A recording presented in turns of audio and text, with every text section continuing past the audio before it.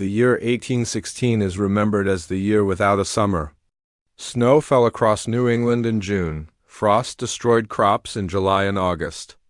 Across Europe and the Northern Hemisphere, harvests failed, food prices exploded, and famine followed. Ask any historian what caused it, and the answer is always the same: Mount Tambora. A massive volcanic eruption in Indonesia in April 1815. LLEGEDLY injected enough ash into the atmosphere to cool the planet for more than a year, for a long time. That explanation seems sufficient. Volcanoes can cause temporary cooling. Tambora was enormous. Case closed. But the deeper you look, the less stable that explanation becomes. Because 1816 wasn't just a cold year, it was a rupture. A moment after which population patterns, institutions, architecture, and historical continuity all begin to fracture. Start with the climate data. The cooling of 1816 was not uniform. Some regions experienced catastrophic temperature drops, while others showed surprisingly mild effects. Snow fell in places it shouldn't, while nearby regions recorded far less disruption. Volcanic ash follows atmospheric circulation patterns. Cooling should be gradual, global, and consistent. Yet records from 1816 show abrupt onset, localized severity, and irregular recovery timelines. In some regions, climate anomalies appear before. Tambora's ash could have realistically dispersed it. This alone doesn't prove an alternative cause, but it opens the door to questions historians rarely pursue.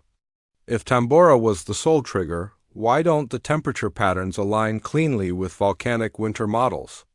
Why does the disruption look fragmented rather than smoothly global? And why does the societal response appear wildly disproportionate to an event that officially lasted less than 2 years? Because what followed 1816 was not a slow recovery. It was a massive reorganization of human life. In the decades following 1816, population movement accelerated on a scale rarely discussed in mainstream history. This wasn't ordinary migration driven by opportunity. It was mass displacement. Entire regions emptied. New settlements appeared almost overnight. Demographic records show gaps, sudden relocations, and missing continuity. In the United States, this culminated in the orphan train movement. Between 1853 and 1929, more than 200,000 children were transported, from eastern cities to rural families across the country. The official explanation points to urban poverty caused by industrialization, but that explanation doesn't survive scrutiny. Industrialization alone does not produce hundreds of thousands of children with no documented family histories. It doesn't require a nationally coordinated redistribution system. Spanning decades, these were not informal charity efforts. They were institutional operations. Children were removed in organized waves, placed on trains, and resettled far from their points of origin. Records were often incomplete or missing entirely. Family history simply stopped.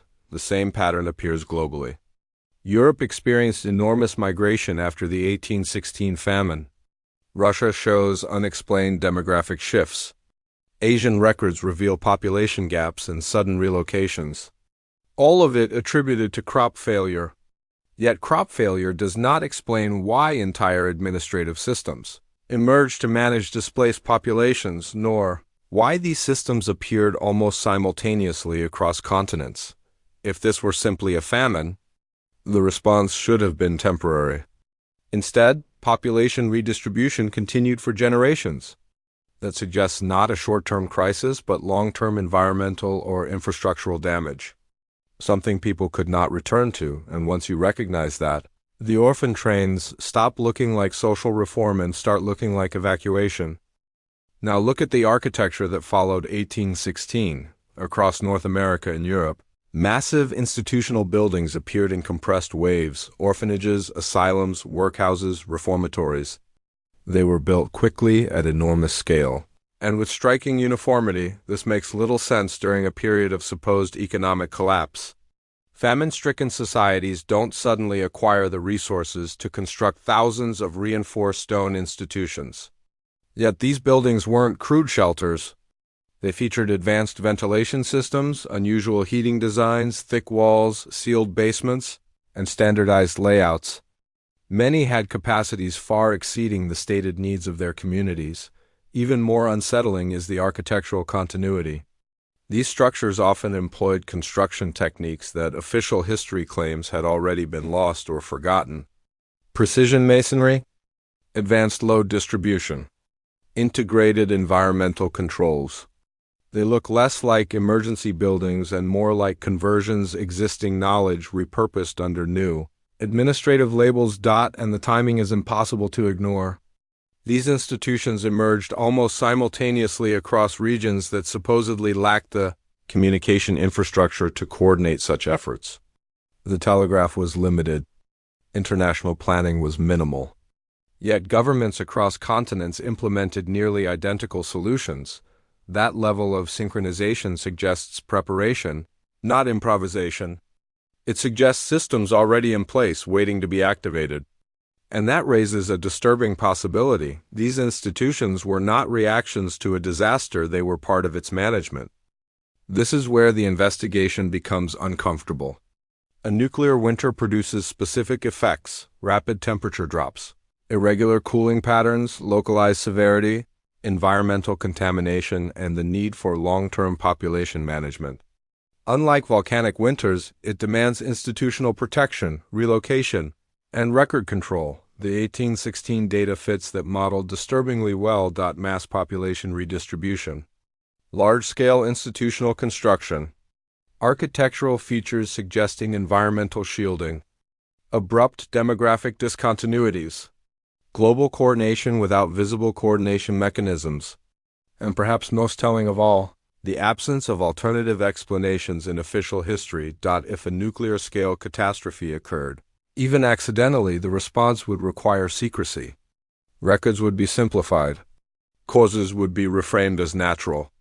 A volcano is perfect, real, catastrophic, and incapable of arguing back. This doesn't require massive nuclear arsenals.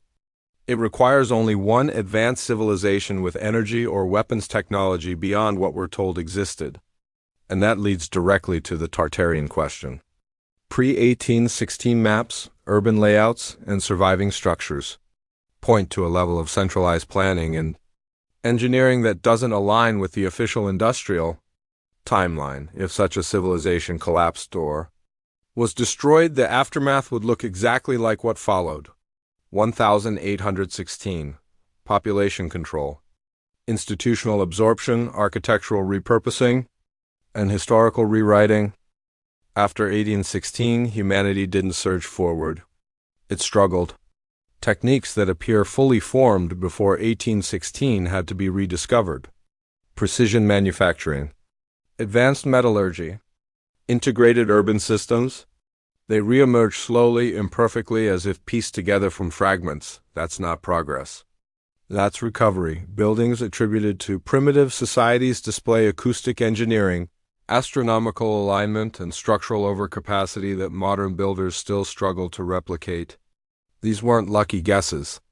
They were the products of knowledge that fractured after a catastrophic break. And then there are the orphans again. Children relocated, renamed, stripped of documented origins. Survivors, perhaps, of places that no longer existed or could not be acknowledged. Memory erased through displacement. None of this proves definitively that 1816 was a nuclear winter.